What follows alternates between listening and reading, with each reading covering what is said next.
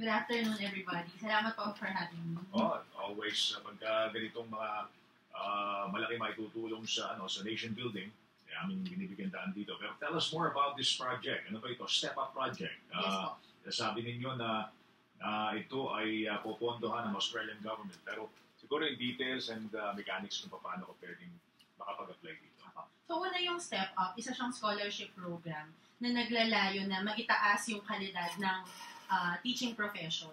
Kasi nung una, syempre, alam ko na po, naririnig natin lahat na, mag-teacher ka na lang. Pero bakit may na lang, di ba po ba? So gusto po namin na mawala yung na lang at yung mga magtuturo. Dati, Fudge, di ba?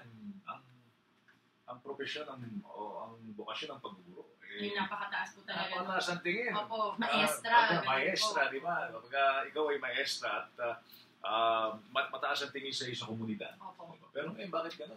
Opo, though meron pa rin naman na mataas pa rin naman po yung tingin sa mga teacher. Pero halimbawa, sa college po, may halimbawa yung mga magulang sasabihin na, mag-teacher ka na lang. So, ayaw po natin ng ganun. Siyempre, yung gusto natin, yung mga magagaling, yung mga nagtuturo. Kaya nga po yung tagline ng Step Up ay The Best Teach. So, yun po, isa siyang scholarship program na naglalayo na ma-attract yung mga magagaling sa pagtuturo.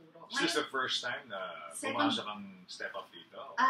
Second wave na po namin. Second wave na. So, yung first wave, marami na tayong napag-aaral. Bale, meron po kaming 237 na scholars po ngayon. Scattered po sila all over the Philippines. Ang mga partner schools po namin kasi ay Mariano Marcos State University sa Lawag. Sa NCR naman po, Philippine Normal University at University of Santo Tomas. Sa Bicol, Ateneo de Naga. Sa Cebu Normal University. Iloilo, West Visayas State University. Davao University of Southeastern Philippines at sa CDOI, Xavier University. Ang target po namin ay yung mga college graduates na pero hindi po sila nagtapos ng education degree. So, halimbawa mga communication, economics, HRM, biology, accountancy, engineering, yun po yung mga target po namin.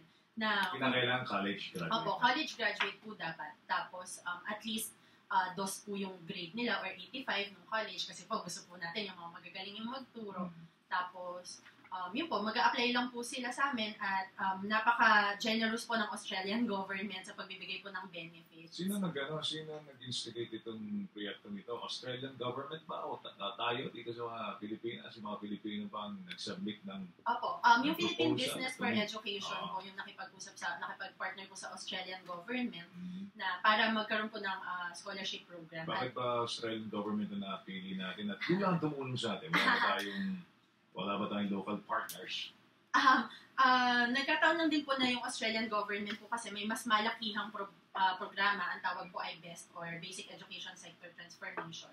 Katulong po nila yung DepEd. So, tinutulungan po nila yung DepEd sa iba't ibang programa, organizational development, K-12, classroom construction, iba't ibang mga programa. Isang programa lang po yung Step Up, yung scholarship po para sa mga teachers. Ilang taon ba ang kailangan? Parang masters po, pero I will not call it talagang masters per se. Kasi po, 18 units of pedagogy o yung pang-education po talaga. So, kung ano po yung alam na nila. Units sila. Opo, para po pag-graduate po nila, magle-let po sila. So, dito po sa Manila, ang partner po namin ay UST. So, every Saturday po yung klase ng UST for 1 year. And then, after 1 year, na makukuha na po nila yung degree nila sa UST.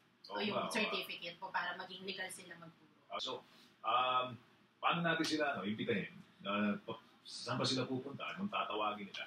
Pupunta lang po sila sa website ng Step Up o stepupph.org.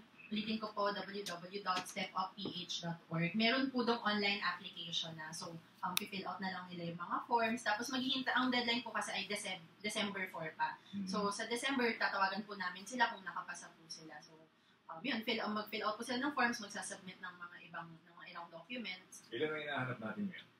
Para po doon sa mga professionals, naghanap po kami ng 350 na scholars. So, sana po mas madami po mga application kasi napakaganda po talaga ng benefits package. Pero pagkatapos silang gumraduate, na pinag-aaral ninyo, may requirement ba kayo sa kanila? Opo, dapat po silang magturo sa public school for at least 3 years. Sa kanila naman po yung salary sa ang gusto lang po namin yung hashtag para sa bayan na return service. Tsaka I'm sure yung mga malilika natin mga guru dito, mga quality teachers. Kalidad po talaga.